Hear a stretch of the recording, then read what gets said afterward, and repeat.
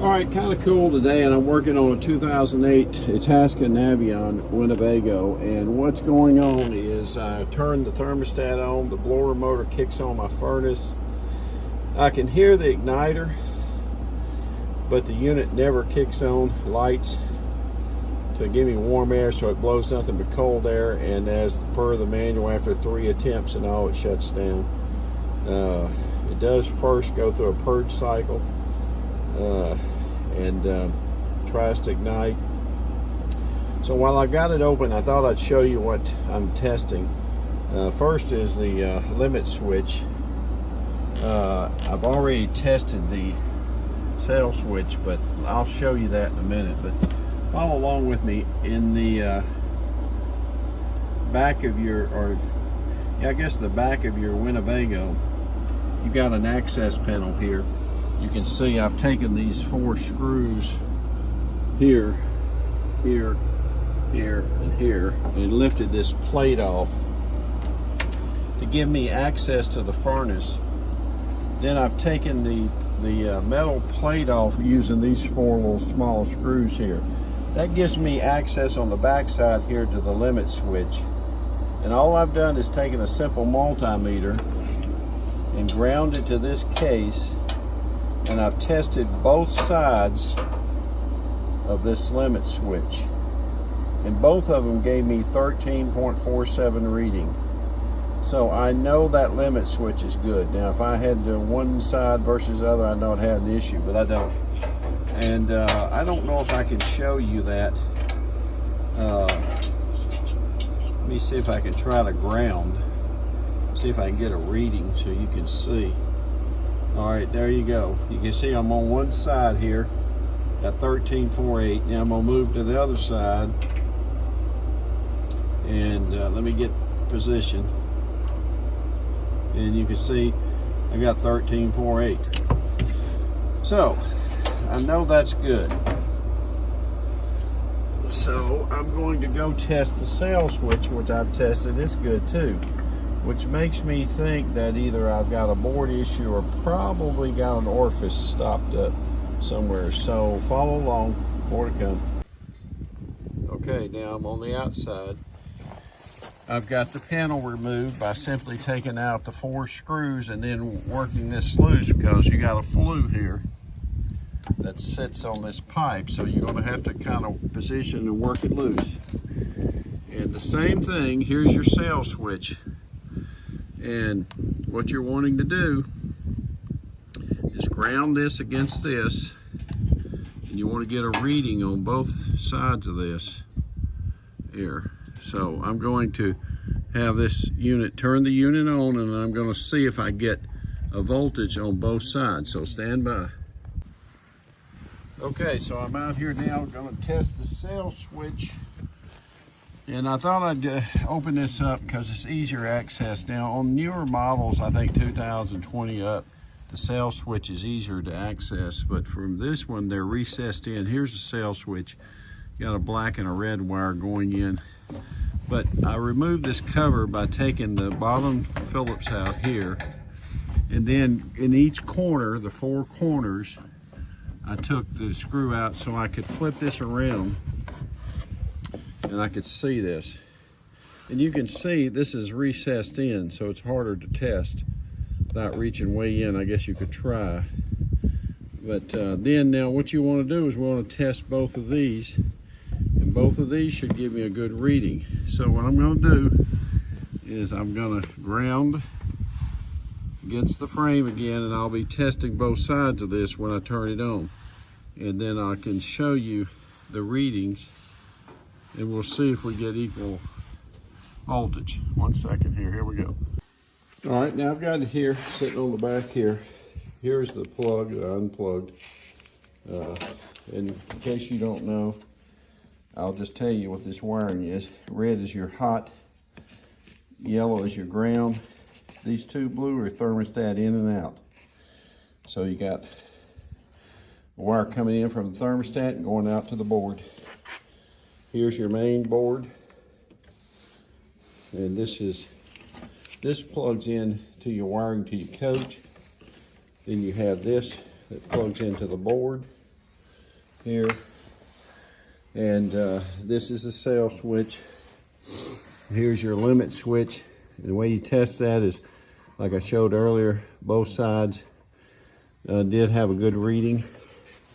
The sail switch, what I did was I grounded it, put a multimeter on it, fired it up, took a reading with the sail switch engaged, and I got a 13.5 read on both. In an earlier video, I thought I did not have it, but I had not engaged the sail switch. So turns out, I believe that sail switch is good. So I'm gonna take a crow's foot here tool and open this up, open this panel. I think I got a blockage in here. All right, and this took a 16 crow's foot. You can see I'm loosening that. So I'll get this off, and then I'll take these screws out. We'll get a look and peek in here. Okay, so now I've removed this cover, and you can see your ignition probe here. It sends a spark.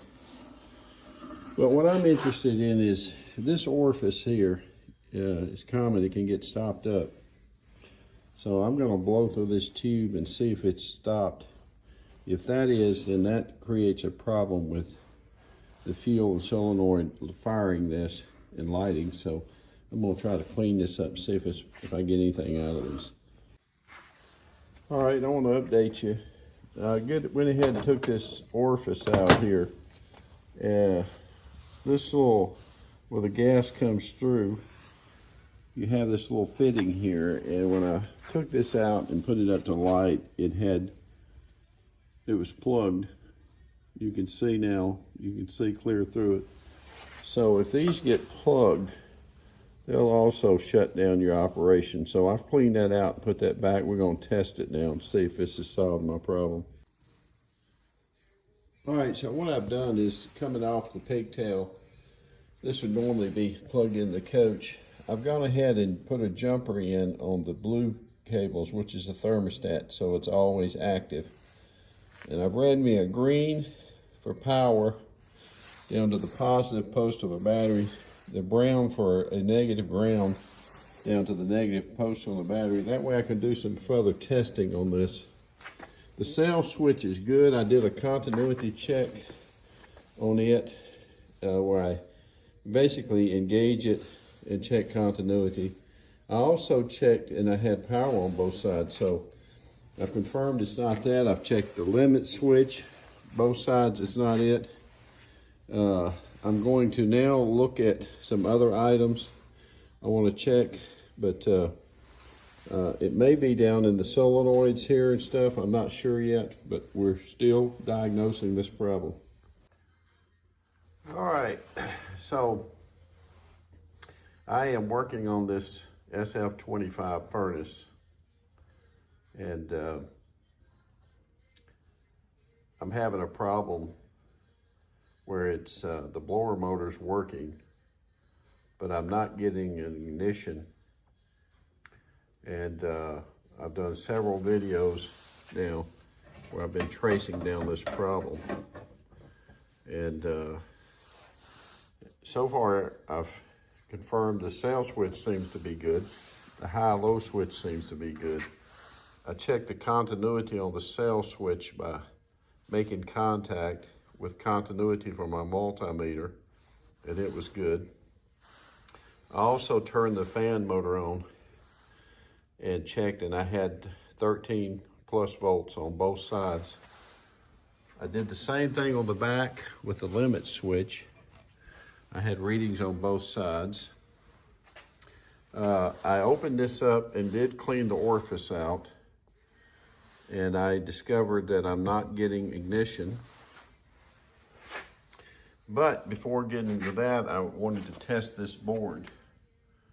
And so one of the easiest ways to test this board is bring it out or keep it in, whichever is easiest for you. But basically you want to probe some connections on this board. So what I did was I started out checking the board by looking at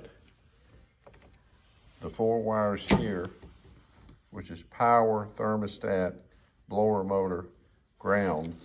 You got a power here and a blow motor here to test also. So I began by testing the power here, and I got a good reading on it. And I tested this blow motor here, and I had a reading on it, but I tested the thermostat and had a reading.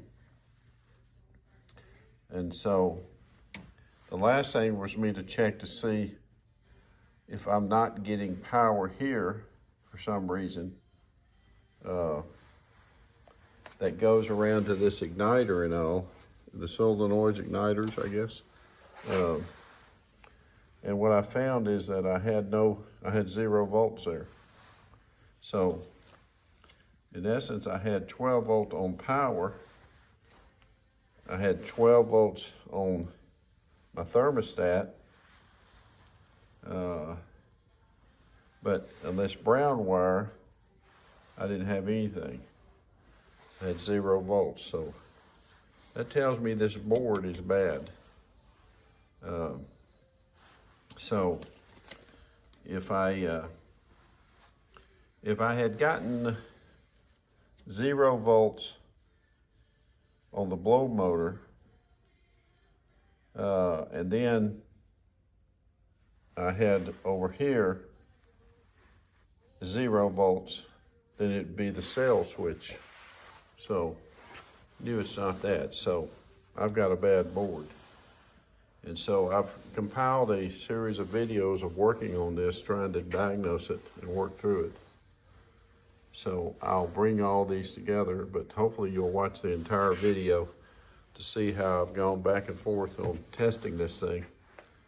And maybe we'll all learn something from it.